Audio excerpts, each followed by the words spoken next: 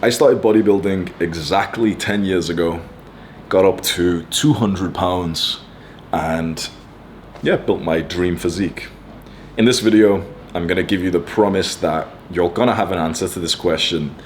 Should you still really be into bodybuilding if it is costing you your quality of life? So there's a few points that I've written down that we'll go through. So first, we need to understand the trade-off of bodybuilding, building like a really aesthetic physique, and then also our quality of life. This is how it goes, and I bet you've experienced the same thing. In the first few years, there is only positives to the bodybuilding, weightlifting journey. You're stronger, which is actually a really good thing for your health. You're fitter, you look better, your SMV, your sexual market value, goes up tremendously in the first few years, maybe even up to about 5 to 7 years if you don't really have great genetics or you're trained like a bit of a pussy like I did. Your SMV is still going up, you're more attractive to girls, you're getting more respect from guys, awesome. There comes a point though where bodybuilding, like the quality of life improvements from it, starts to taper off and you get diminishing results. All guys know this, that like within 5 years, 3 to 7 years, you hit the point where you've hit the point of maximal attractiveness towards women, and even potentially maximal respect from a lot of guys as well, even from yourself as well. That's the point where you've got to decide, do I want to continue this journey for the sake of the sport, because potentially my ego is tied to this journey now? Or do I want to consider leveling up other areas of life that would actually give me more gains, like overall, like a better quality of life? Kind of like the first few years of bodybuilding, you get noob gains. You get noob gains in everything. You get noob gains in business, in stretching, in yoga. Do I not want to add one of those things to my life and just maintain my size, or do I want to keep getting bigger? So this is where we've got to understand the trade-off between, like, do we want more gains or do we want a quality of life? And this comes down to your own values. No one can give you the right answer to this. What do you value more? And just do me a favor here and do yourself a favor. Ask yourself why. If you say, you know what, like I still want to get bigger, I still want to do this bulk, ask yourself, why is that? Is it because you love this sport and because it's fun and fulfilling for you? And that's awesome. But is it because of some insecurities and anxieties? Is it because you still don't think you are good enough? Is it because you think that people will judge you because X body part isn't good enough? Is it because, I know a lot of people have got anxiety and they think if they get bigger, less people will mess with them? Is it those reasons? Because if it is, that's probably not a good reason to carry on with this journey. If it's because you read bodybuilding magazines and you want to compete, by all means, that's fucking awesome. By all means, go ahead. But if you don't want to compete in this sport, if that like the thought of stepping on stage in like a little Speedo seems kind of gay to you, to really think about like, you know, like maximizing the striations of your glutes or something and learning the poses. If you're not really interested in that and you're here just because it makes your life better, you need to start thinking to yourself like, damn, like I don't think this is actually making my life better anymore. Because the trade-off becomes more soreness and stiffness and heaviness. A lot of guys who have bulked up a lot will tell you, like, once you're out of your normal weight range, life actually goes down significantly. Like for me, I sat at about 170 pounds. So I've always been a pretty skinny guy. I'm like 6'1", so 170 pounds, like 70, I think 7 kg. Is very light for a guy who's my height, but I've always been a pretty skinny guy, so that was like fine for me. Wasn't massive. Few people, you know, like I had like a nice like aesthetic physique, lean aesthetic physique, skinny legs and stuff, but whatever. And that was always fine for me. When I would bulk up past 180, and when I finally bulked last year to 200 pounds, that's when I started to feel like slow and stiff, and I started to complain about back pain. Like my back would literally get sore on the toilet. Like when I was having a shit, my back would just get sore. When I'd be walking around, my knee would hurt, especially when I would sit in the back of a car, you know, like in Ubers. My knee would start hurting just because I'm sat with like so much extra weight and tension on the joints. Every step you take is like another step that's jolting through the joints in your ankles, your feet, your knees, your hips. And when you're sitting at an extra 20, 30 pounds, that's fucking huge. Like imagine being a 170-pound guy and carrying 30 pounds in a backpack every single day. Like that's a big fucking load to carry, right? That's like a really fucking heavy load to like put on as a backpack. And it's tight, it's like hitting your knees, you're slow and everything. That's what happens when you've got so much mass added. So when I hit 90 kilograms, which is 200 pounds, I was kickboxing as well. And I'm telling you, this is the truth. Almost every single session near the start, my feet would hurt. My feet would get so sore because, you know, I'm moving so much mass for feet that was made to be like 170 pounds. So we had to stop my kickboxing session, and my coach would pull out this little lacrosse ball, like this little massage ball.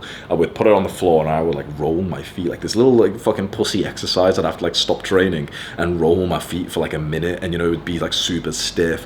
My knee would hurt. I was just slow and everything. I've went down since that point just about 2-3 kilograms, so not even a lot. Not had that same pain since then. It could have been conditioning, but I actually think it was weight. I have a feeling like if I went back up to 90 kilograms, I'd start to get that same thing again, just because you hit the point where your life kind of sucks. And for you, if you're watching this video and you've actually got to the point that we're talking about, you probably relate to this. If, by the way, you're watching this video and you haven't got any random aches or pains, you don't feel extra heavy or anything, you've only bulked up like an extra 10, 20 pounds from your starting weight, you're a few years into lifting, then this video isn't for you. This video is more for the guys who've been lifting seriously for over 5 years. They've bulked up a solid like 30, 50 pounds from when they first started. And now they're thinking like, my physique's maybe even a little bit too big, like maybe a little bit. And then, you know, you're at the crossroads thinking like, this is a sport I really like and I'm good at it, but I think it's making my life worse. Like, get this, right? This was crazy. You know how you can track your health with like the rings and the straps and stuff? And I've done enough experiments to tell you with a fact, bodybuilding training is extremely taxing, like crazy.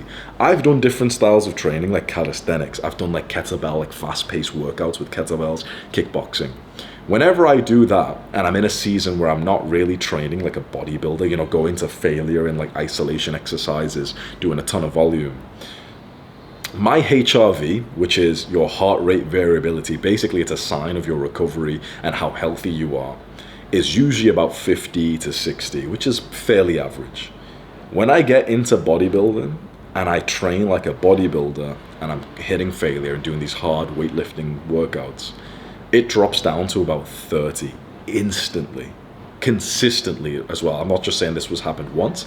I'm saying that I've seen this pattern easily about 20, 30 times over the last few years. Like, you know, whenever there's like a week or so, or randomly when I don't really train bodybuilding, my HRV rises, and as soon as I train, it plummets. But when I do other styles of training, that doesn't happen. The same with my breathing as well. Even as much as your respiratory rate, so how much you breathe, I've noticed that my breathing used to be about 15 breaths per minute when I would sleep, and it shot up to about 17, 18 when I did the last bulk, when I was just heavier. You know how like bodybuilders, they like there's the joke that they're always out of breath. Yeah, because you've got so much fucking mass. Never mind like the health consequences of that as well. Like, you're more likely to get sleep apnea because your throat and your mass is just bigger, so there's more chances of you just like not breathing right in your sleep, which can be like this crazy negative impact. So we've got like this pain where our joints can be fucked, we can feel heavy, all these like health metrics that we can track the data for are all fucked. Sleep can be worse. Even now, like, let's talk about relationships can be worse. Like, when you're first just going to the gym and you're a bit casual, you're making muscle and you're training like a general kind of athlete, cool. When you start training like a serious bodybuilder and you're being super strict with your diet and everything, and you have to train and you have to do these big workouts, and after the workout, you're kind of antisocial. Like, I don't know if this is just me, and maybe this is me and, you know, you're not the same. But for me, after a big bodybuilding workout, I'm like a bit of a fucking retard, and I'm quite rude to people. I'll come home, and back when I used to live at home, my mom or my sister would say something to me, and I'd almost like sometimes I'd be able to discipline myself to, like, you know, be normal, but other times I'd almost shout at them and be like, just leave me alone, and they'd be looking at me like, what the fuck, like, you're never like this, what the fuck? Just because it's like your brain doesn't really work after a big bodybuilding session, and you need some peace. And no offense to my mother and my sister, but like, people don't really understand that. Like, if you've got a really understanding family or whatever, and they don't talk to you after a workout, maybe they come over and like massage you, okay, sweet. But I'm brown, we don't have that kind of love in our families. I've just got my mom who's like, oh, you know, what is this? And oh, don't make your shoes like that, and, you know, come over here. My sister's like, oh, did you know this thing, and whatever. It's like, it's a lot to take in. I don't mean to be an asshole, but it's like, you can really turn like quite antisocial when you're in this journey. And that's not even, again, to mention if you're in like a big cutting phase and your diet's all super low calories, and then you're super, like, you just got no energy for anyone. I dare to say it, bodybuilding is a bit of a selfish sport, honestly, because one, there's no teammate or anything as well, so you don't feel this sense of camaraderie. But two, it's like, bro, when you're on those peak levels and you've cut down to 10% body fat, if you're on peak bulk and you're eating all the time, you can be really antisocial. I'm not saying everyone, but at least me, I can be really antisocial. And as we all know, if you've seen any of this kind of research, your relationships, your social life is actually the most important part of life. Time and time again, that's always rated as, like, you know, the happiest people have got the best social lives. Over and over again, even the workaholics, the guys who have got that sort of masculine grind, even on their deathbed, everyone says they just wish they had better relationships. Almost no one says that they wish they made more money, they wish that they worked harder. Everyone says they wish they had better relationships. So we can actually conclude your relationships are at least one of the most important parts of life. And this is not a sport that is good for your relationships. Now, don't get me wrong, going to the gym a little bit more casually, you can have an awesome relationship and friendships in there, you can train with people. But I'm talking about like maximizing muscle mass, right? I'm talking about like doing 20 set workouts, tracking every macronutrient, hitting everything you possibly can do, and doing the big bulks and cuts, which a lot of bodybuilders do. When you're training that seriously, like, your relationships are definitely suffering. If this is the kind of stuff, by the way, like the knowledge that you appreciate, I have a paid program where we cover a lot of this kind of stuff, like more for advanced guys, including like how to build up like the sort of financially free lifestyle and everything else. It's the top link in the description. Now I want to talk about balancing this with other areas of your life so that you can get the maximal quality of life. This is like the perfect roadmap, is what I would say. Let's say we've got this little skinny teenager in front of us. I would tell him to get really into bodybuilding and really into, you know, building the physique for the next like 3 to 5 years. And in fact, I might even tell him not to get into bodybuilding, but just get into going to the gym. Like, bodybuilding, the sort of culture is that you're watching all these like science-based YouTubers like Jeff Nippard, and you're trying to maximize gains, and you're like, you know, you're autistically overthinking about everything. In my opinion, I really think that's the worst way to go about it. I really think the better way to make gains is to just be a retard. Just be a retard, go to the gym, train as hard as you possibly can with some friends, be loud, abuse caffeine, hit PRs, challenge each other to like and do more weight and get more reps and whatever, train safely of course, and then go home and just try and eat clean and eat for more like health and eat high protein. That's it. I would actually say don't get into like the modern day scientific bodybuilding culture. Just because, one, I think it's gay as fuck doing all these gay little exercises where you're doing, I saw this guy do like this Jeff Nippard exercise where he was on the cable machine and he was just lying down on the floor doing curls. And I was like, bro, look, I know that the EMG activation on this little study said that might be like 2% more efficient than being stood up, but just, it's not. I'm telling you, in practicality, like in theory, looking in a vacuum, listening to these guys might show more gains in some little study with activation is higher, whatever. But I'm telling you, in practicality, of a guy who's been to the gym for 10 years, and I know you'll agree with me, the guys who are doing all this science-based stuff are never the guys who actually build good amount of muscle. The only guys in the gym who build a great amount of muscle naturally are the retards. You know this as much as I do. The retards are the ones who are building the best physiques. Why? Because they're not trying to over-optimize. They're not even thinking about, if you ask the retard, like, who's jacked in the gym, and you're like, what RPE are you training at, bro? He'd be like, what? He's like, no, RPE, rate of perceived exertion. But did you know that? I was like, he'd be looking at you like he'd be looking at you like you're the retard. He'd be like, why are you overcomplicating it? You ask him like, how many reps in reserve? And he'd be like, he wouldn't even understand, even though it's plain English. He wouldn't even understand. He'd be like, I don't know, just smash it out, bro. You ask him like, why are you doing that exercise? Didn't you see the study where the calf exercise, where if you only go halfway, the calf muscle can grow more than doing a full rep? He'd look at you and be like, it just feels better this way. And he's got fucking massive calves compared to you, little autist, right? This is a separate point, but I really would tell like a beginner, at least this is my own thing, if I could give like feedback to my younger self, I'd tell him, stop watching a single one of these things. Stop obsessing over this lifestyle. Just go to the gym with your friends and train as hard as you possibly can.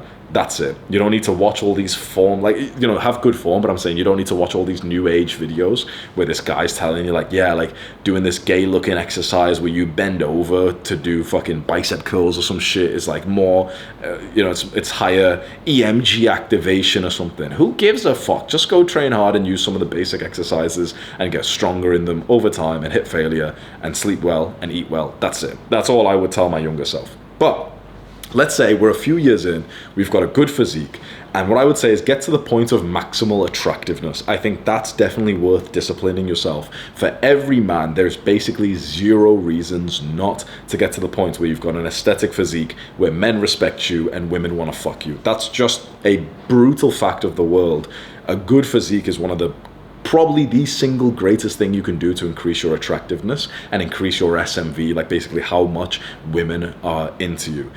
Some guys will say, no, it doesn't change much at all. Those guys are still kind of like spurgy.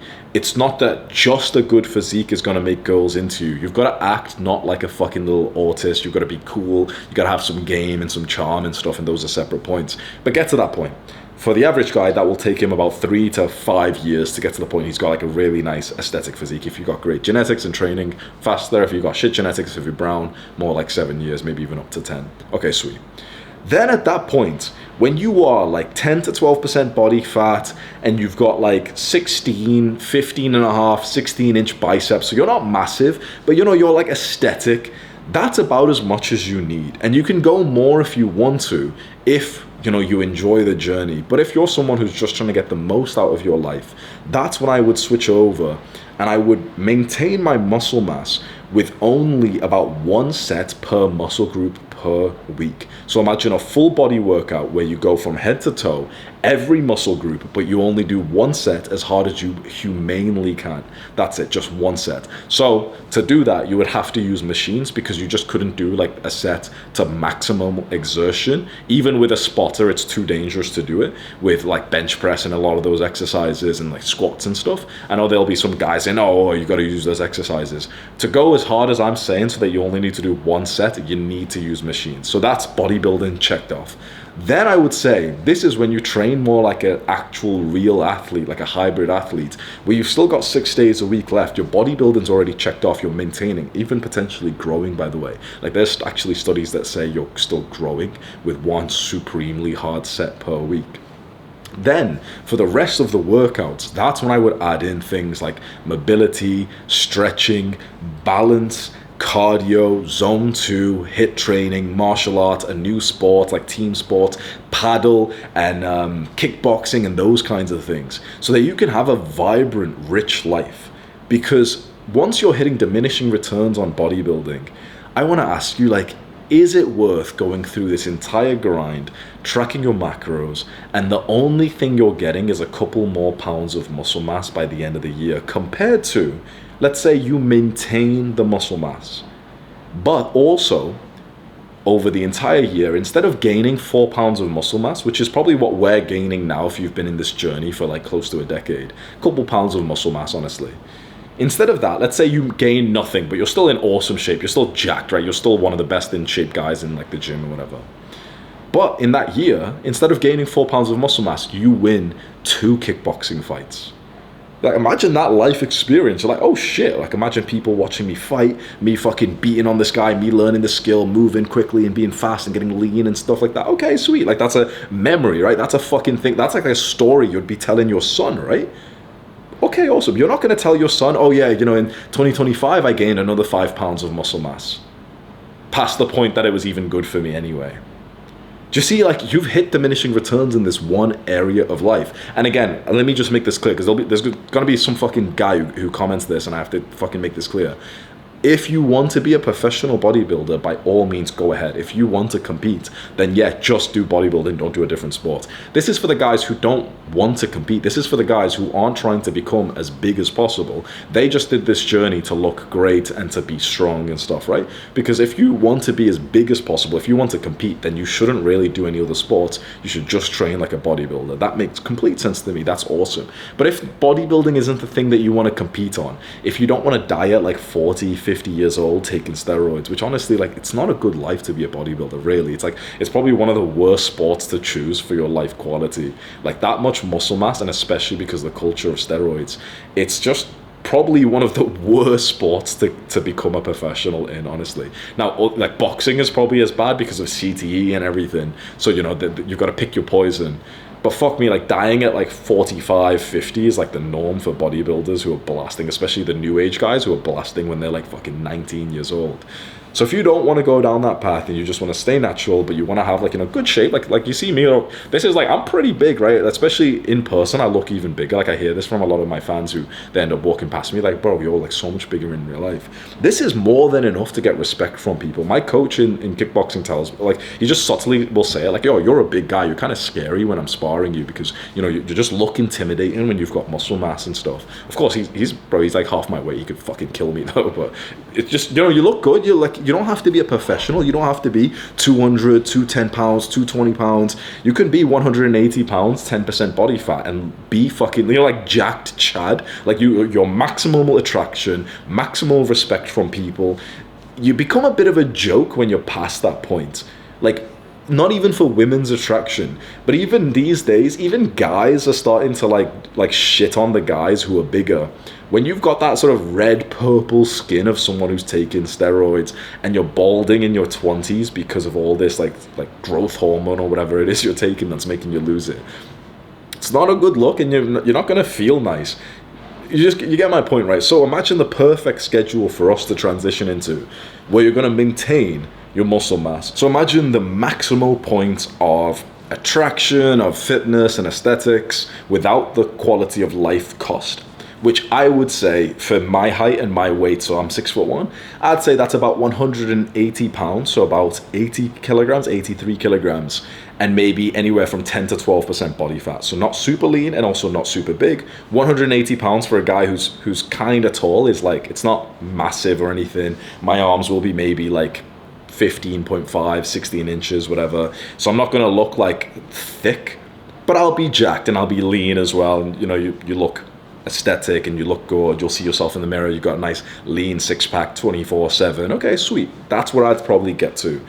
Then, like I said, it's like you've got all these other days. Use that to boost your quality of life. Instead of trying to go level 100 in bodybuilding, stay level 90, like hit level 85 or level 90 and maintain that for the rest of your life, because maintaining muscle mass is honestly really easy. Like, I want you to think, I'm telling you, this is the 100% truth. If you want to maintain your muscle mass, I'm telling you, one workout a week, full body, head to toe. So you basically start with the neck, then do like the upper chest, like incline, or maybe you'll do like overhead press to hit the shoulders as well. Then maybe you'll do lateral raises, then something for the rear delts, then maybe for the actual pecs, then maybe for the lats, whatever. And imagine just one exercise on a machine to the point of absolute failure, one set. Because that's going to be full body. That'll be like a 45-minute workout, because you don't really need to rest between sets because there's only one set, then you move on to the next muscle group. So if you did neck, you could basically superset, because if you're doing like overhead press, it's not like you can't do overhead press after doing neck, right? So you can superset the entire thing, and I'm being honest, 1 set per muscle, and only do this once per week. I am telling you, I know in my heart that would maintain your muscle mass as long as you go to absolute failure. So not just failure where you kind of stop, and like most guys will stop genuinely about 3 to 5 reps in reserve.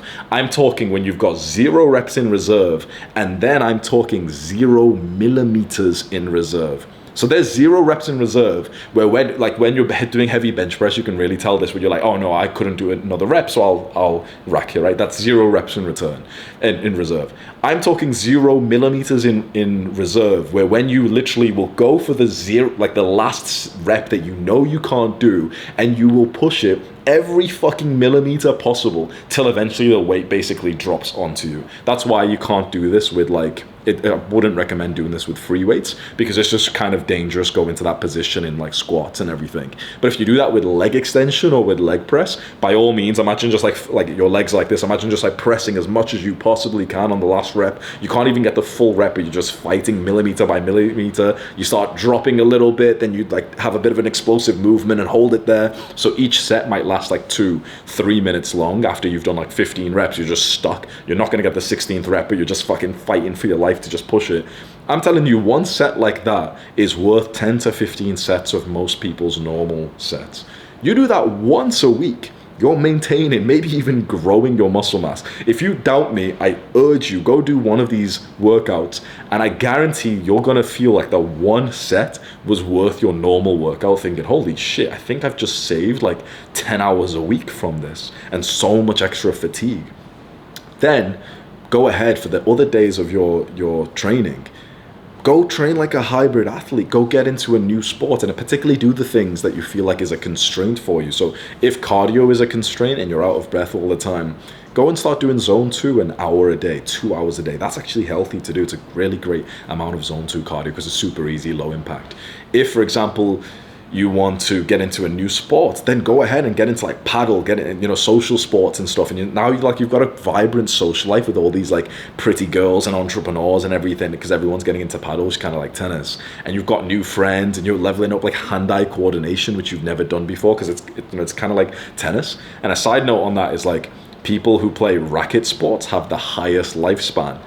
Some of that is going to be just this correlation because it's more of like a wealthy person sport, but also some of it's going to be because of the fact that it's like HIIT cardio, it's social, and it's also hand-eye coordination, and it'll keep you healthy for longer. And you're training a lot of your joint and fast action and imbalances and everything. So maybe you start doing that a few times a week, and it's like a social thing. Maybe you do a couple hours of martial arts if you want to go into that, and you want to get into like jiu-jitsu, because that's what most guys do, is they go from bodybuilding to jiu-jitsu, because it's especially if you do it with the gi, like the robe, you get the belt, and that symbolizes your kind of level, similar to us hitting milestones like 100 kg bench press. The belt is like a cool progression symbol, and you have this goal, oh yeah, I'll be a black belt in like 10 years. Like that's a fucking cool ass goal to go with. That's actually what I miss. Like I'm doing kickboxing right now, and maybe eventually I'll do some like an MMA fight, and you train no gi, you train without the little bathrobe thing, without the belt. And the one thing I always think of is like, bro, I really think with gi, like jiu-jitsu, with the gi, with the belt, is really for me, because I love progression systems. I love leveling up in video games, and of course you can level up in this vague idea in kickboxing or in no-gi jiu-jitsu, but it's like this vague thing because there's no official leveling system. It's just like, oh yeah, you're a pro, you're good, whatever. But when you have this leveling system, for me it's like setting a goal like, oh yeah, be a black belt by the time I'm like 35. That's super inspiring for me. So I might even switch over and start doing like gi training and just go for the belt. And like it's a sport that I could imagine myself doing for 10 years, and I might not even have to compete, right? You don't have to get to professional level, but just that like the belt system kind of carries you along. The reason why I'm saying this is because if you're really into bodybuilding and weightlifting, a lot of that is like milestone based. Like you want to get to 100 kg bench press, you want to get to 200 pounds body weight or 180 pounds body weight. You're quite like a numerical minded person if you are a bodybuilder, because everything is all these numbers, got to hit 200 grams of protein, whatever. And so this is why I think it crosses over a lot to jiu-jitsu, especially with the gi, with the belt system, because you're like, oh, like, okay, it's a brown belt in 2 years and purple belt and this and this. So You know, I think the psychology is very similar. But maybe you want to do, you get into MMA and you're like, okay, fuck it, I'm going to start like fighting and getting into that culture and mixing with the fighters, and it's cool. And maybe if you're more status seeking, that's like probably the coolest sport you could get into is like MMA right now. And so you start doing that, and that's awesome. There's nothing wrong with that as well. So imagine your week going from your training, bodybuilding 5-6 days a week, and it's not really even helping you anymore, to now training like a real genuine hybrid athlete who, by the way, is jacked through it all. This is the beautiful thing with bodybuilding, is once you've made the muscle, it's so easy to maintain that now you're not just a guy, like, most guys will start like jiu-jitsu or they'll start like kickboxing, whatever, but you're a jacked guy who's a kickboxer. You're the jacked guy who's training paddle or tennis or whatever, shirtless. And it's like suddenly you're like, fuck me, like my life quality is fucking awesome. Let's say you join like a run club, right? And you're like the fucking sexy jacked Chad in it because you've already got like a fucking awesome physique. You're not like, no offense to them, but you're not like one of those guys with like a shit runner's physique, you just does cardio or whatever. You've got a fucking awesome physique because you train and you've worked hard for that. So do you see how good your quality of life can be if you do sacrifice some of your bodybuilding progress, or let's say your future progress? What you've made, you will keep. Honestly, you'll keep, I would argue, as much as like 90% of your muscle mass if you take this advice and you start switching over and just do like one workout per week, and you focus on new sports and you focus on like the constraints. Like, for example, if you've got like knee pain, so you start doing like the knees over toe program. If you've got like a back injury, you start doing back mobility with a coach, for example, and your quality of life's improving. You're like, you don't have as much brain fog, you're not bulking anymore, you're maintaining the thing, you're eating like a normal human being. Because I'm telling you, all these other like sports, like, you don't really have to track your macros and be as autistic with your eating as much as you have to with bodybuilding. So maybe it is time, and it's kind of sad to say that, but I also just want you to feel the hope for the future that maybe it is time that you switch over. Maybe it's time that you stop prioritizing bodybuilding and you just maintain your physique at a nice, healthy, attractive level, which you still have respect for yourself for. And then you're training, basically you get the fulfillment from a new place. Because the final thing I just want to say is just think about this vague kind of abstract.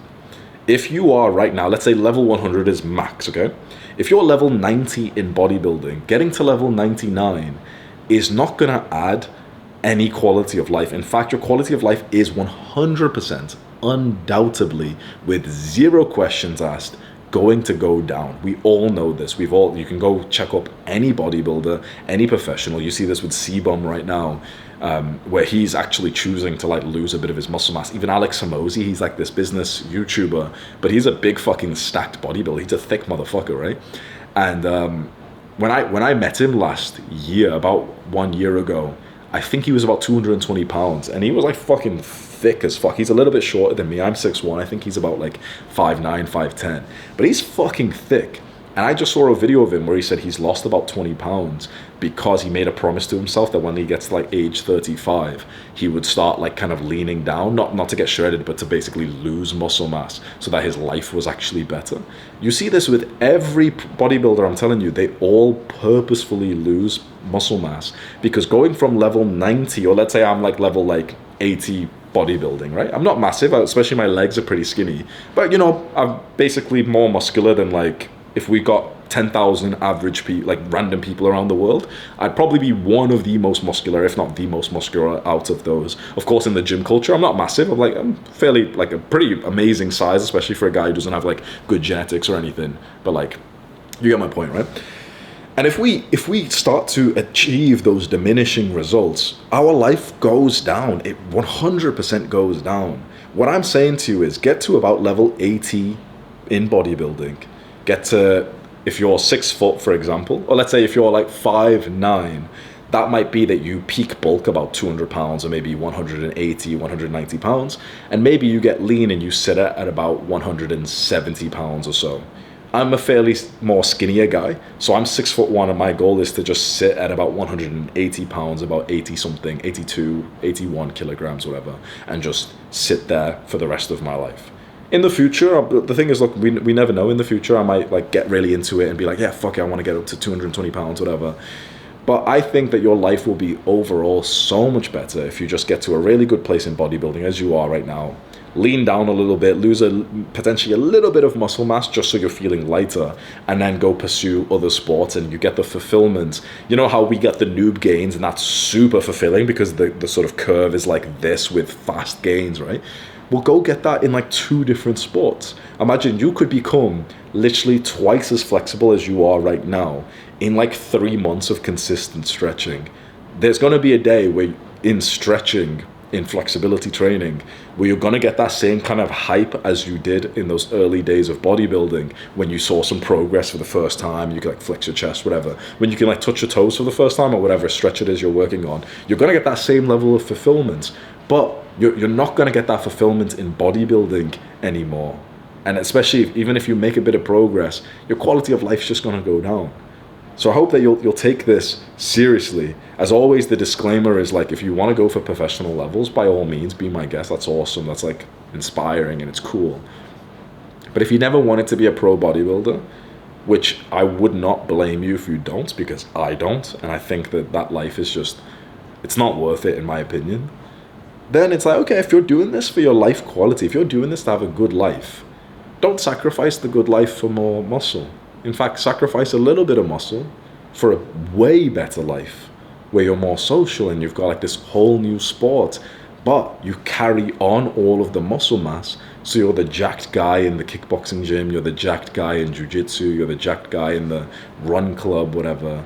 You've carried all of the best parts of bodybuilding into your new season of life. So I hope this helps you. You can subscribe to this channel if you want to. Goodbye.